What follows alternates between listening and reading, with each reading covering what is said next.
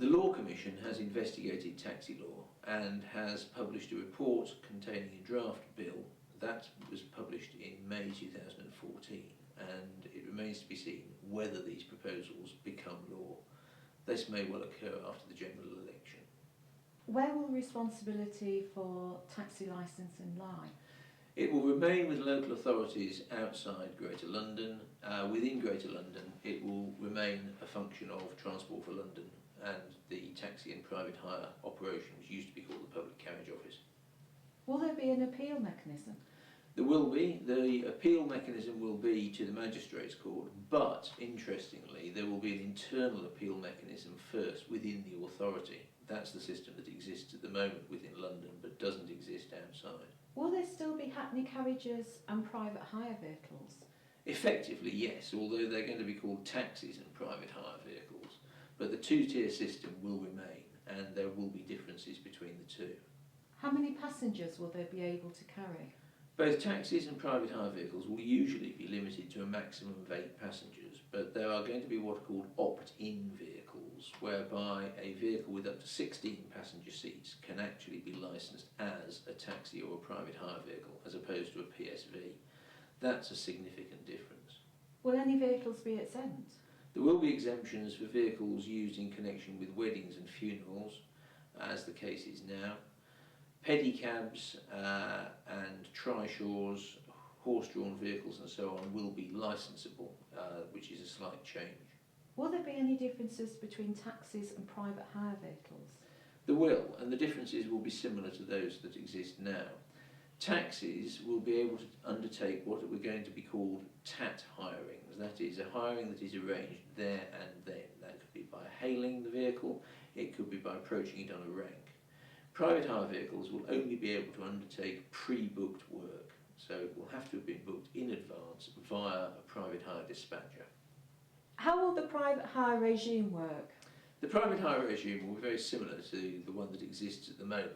There will be a licensed vehicle, a licensed driver and a licensed dispatcher. The dispatcher is going to be the person who actually instructs the driver to undertake or fulfil the booking. So that is slightly different from the current operator, where at the moment the operator is the person who runs the business. It seems that the dispatcher will be the actual person on the telephone. The licence for the driver will be granted by the licensing authority, as will the vehicle. Both of those can be used anywhere. So a dispatcher in one particular district, for example Leeds, could use a Bradford licensed vehicle with a Sheffield licensed driver. That's a major change. But the key thing is there must be a booking in existence before that hiring commences. How will the taxi regime work? In many ways similar to the current hackney carriage regime.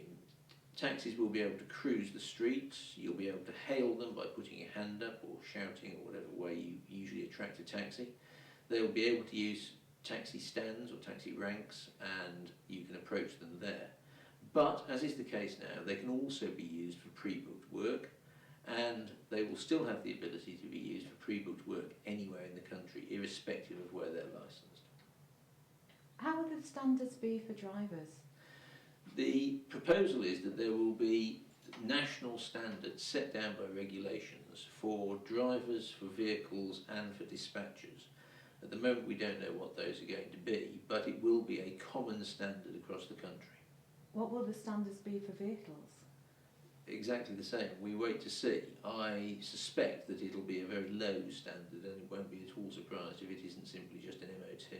What will the standards be for dispatchers? Again, this is something we're not certain about. There is clearly a need to have the correct people, trustworthy people, acting as dispatchers. Whether the test will be one of fitness and propriety or whether it will be something slightly more sophisticated remains to be seen. Will licence conditions be used? They will be. Again, there will be a set of standard national conditions, and the licensing authority will have very limited abilities to alter those. Certainly no alteration in relation to private hire vehicles, possibly some alteration available in relation to taxis.